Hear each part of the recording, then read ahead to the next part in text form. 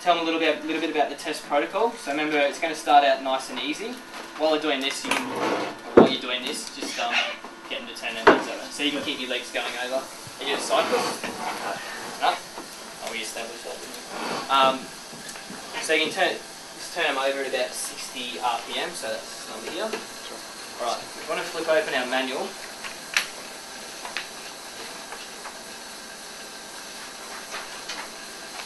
So it's page 13, there's two protocols there. There's a bicycle erg and treadmill. So we're going to do the bicycle one, obviously.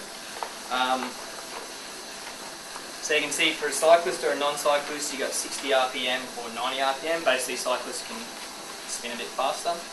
And that's going to give you a breakdown on how you're going to explain the test. So the way the test is going to work, we're going to have this headpiece on. It's going to be measuring all the air that you're breathing out. We're going to put that on in a second. What we're going to be doing is starting out nice and low. So this is on about 0.5 kilopons at the moment. We're going to start at 1, and it's going to go up half a kilopon every 2 minutes. So every 2 minutes, you'll see I'm going to reach over. I'm going to increase the intensity a little bit. What I need you to do is keep that on 60. Okay. Try and maintain it there for as long as you can, and then keep going until you can't go any further. Okay. So the idea of this test is that we're going all the way to exhaustion. The harder and longer that you push yourself, the better data that we're going to get. Okay, or more accurate data. So you're going to need to explain an RPE scale. So I'm going to get someone to grab a heart rate monitor and probably pop that on for us. We're going to explain RPE. So it's like you're lying in bed not doing too much at all. 20 being you're pedaling so hard that you just can't go any further. Okay, so you're pretty much at full exhaustion. So at the end of this test, we want you to be basically hitting 20. Okay, I'm going to ask you at the end of, you can only go like another 30 seconds, maybe finish, like just finish out the stage, then you might have to stop. Okay, you can just give me I'm nearly done. Okay, can't really go too much further. If you give me the big thumbs up, that means we're going to stop the test. Okay, so ideally want you to keep pushing as long as you can, a few more of these before we come out with it. So make sure that's loose, and then the one at the back, to adjust that, you just got to push that in and twist it. Alright. So we're going to start, if you want to grab this part and you can pop the mouthpiece into your mouth. Alright, you need to bite down on the whole lot, that'd be good.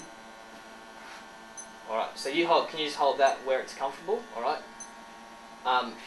Basically it's going to be uncomfortable anyway, so the more comfortable you can make it, the better. So we're going to get the front in position first, and we just push in at the back, tighten that one up. How does that feel? Tighter? Tighter? Good? Alright, so we got that one on there. Hold it where it feels good. Alright, and then we can tighten up these two on the side once they're happy with it. Because he's going to start sweating a little bit. Sorry?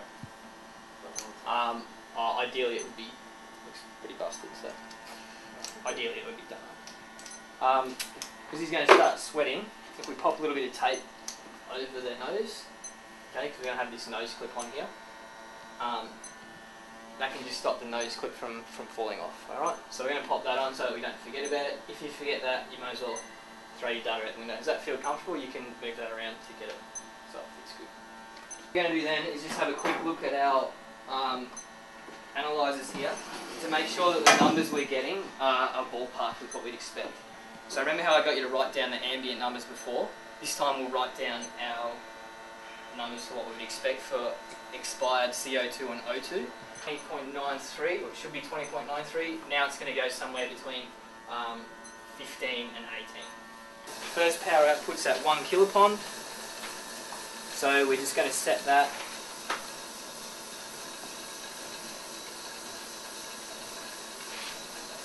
So if you can stay there for me, that's good. Cool, so I've had a look at its calculated VO2 as we're sitting here, and it said it's around 6 to 9, it's just hovering around there. So for someone who's pedaling at this intensity, that kind of makes sense, yeah? Mils per kilogram per minute. So cool, looks like everything's set up. R value of 0.9, everyone's having a look at what that is, so maybe a little bit higher at this stage, but that's cool. So we're going to start the tests. He's on 60, we got that on 1 kilopond. As the belt warms up, it'll just move a little bit. Are we recording the heart rate? Start thinking about how the test is going to end and what things you need to do at the end of the test. So, first priority is going to be getting the mouthpiece off and the nose clip, because your client's going to be really short of breath.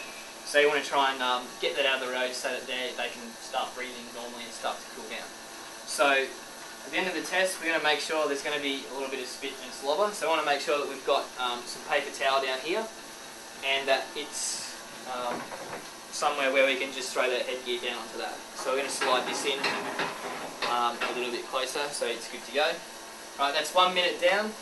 Alright, so how hard do you feel you're working? Just point to a number. So that's a 9. Heart rate is 100. And I'm going to increase that up to 1.5 kilopons, so it's going to get a little bit harder here. Cool. And so we've adjusted the workloads sort of within 5 seconds either side of the minute.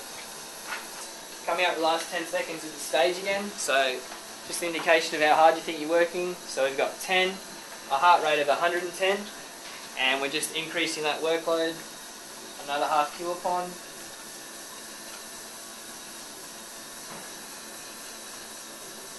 So now we're at 2 kilopons. So we're just taking this about like 15 seconds to hit the...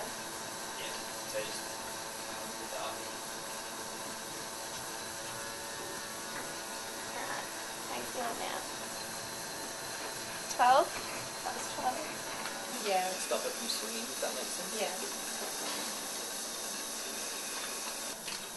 Cool.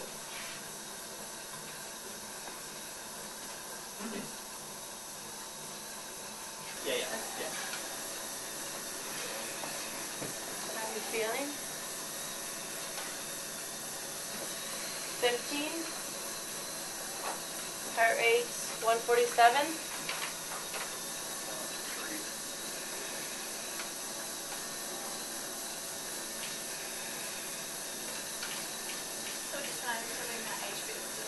Ideally we want to finish the test sort of 8 to 12 minutes. If it goes a little bit longer, it's just the client might be too fit for the protocol, or the protocol's not quite suitable. But there's heaps of different protocols out there and you can come up with.